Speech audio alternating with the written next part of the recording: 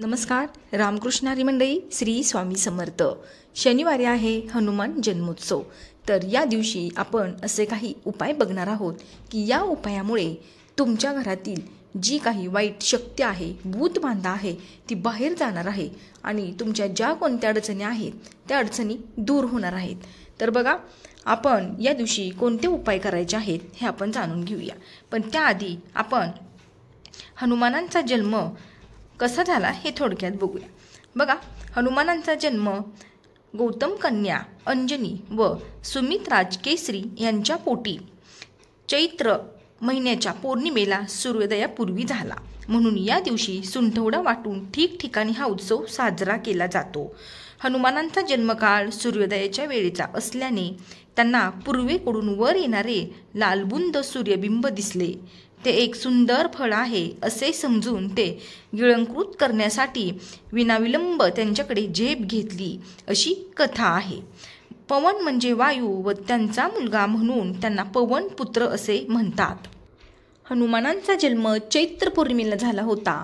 हनुमानांची कृपा व्हावी असे वाटत असेल तर या दिवशी केलेली सेवा कधीच वाया जाणार नाही. रामभक्त हनुमान रामांची एकनिष्ठ होते. आता बघा, आपण त्यांना नैवेद्य काय दावायचे हे जाणून घेऊया.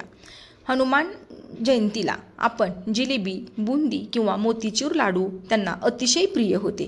त्यामुळे तुम्ही त्याचा नैवेद्य करून दाखवू शकता. त्यांना 1, 3, 5, 7, 21, 51 याप्रमाणे तुम्ही बुंदीचे लाडूसुद्धा चढवू शकता.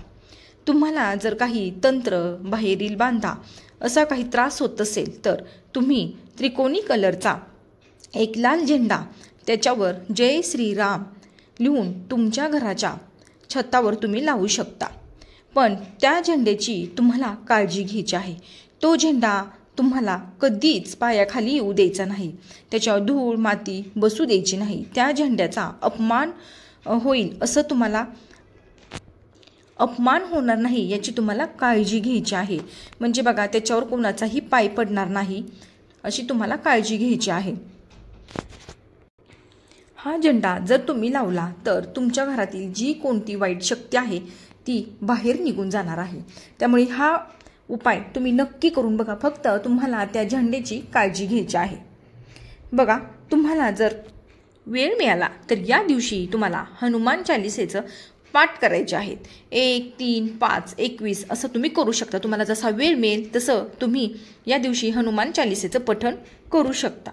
आता बघा, हनुमान जयंतीला हा एक उपाय तुम्ही नक्की करा. यामुळे काय होणार आहे, हनुमान प्रसन्न होतील तर आणि तुमच्या मनातल्या सगळ्या इच्छा पूर्ण होणार आहेत. काय करायचं आहे तुम्हाला या दिवशी, चमेलीचं तेल, मीठ, पान आणि सिंदूर अर्पण करायचं आहे.